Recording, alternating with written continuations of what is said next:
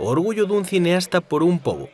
Unha mirada que transmite paixón por unha terra e un firme compromiso coa súa sociedade. Oliver Laxe quixo honrar a súa xente a través dun filme que rachou todas as barreiras.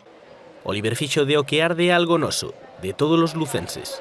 Xenerosidade por unha provincia que agora quere devolverlle todo ese agarimo. Por este motivo, a Deputación de Lugo, por iniciativa do seu presidente, José Tomé, rexistrou hoxe a candidatura para que a Xunta lle otorgue a Medalla Castelao, unha proposta que contou tamén con cartas de apoio dunha treintena de asociacións e concellos como os de Navia de Suarna, terra onde labraron os seus avós maternos e onde se criou un neno que anos despois regresaría para vivir un dos seus momentos máis especiais, a estrea dun éxito cinematográfico no seu particular Centro do Universo, un proxecto que contou dende os seus comezos co apoio da Deputación a través do seu servizo de audiovisuais e dos ensaios tanto na súa escola como nos Ancares.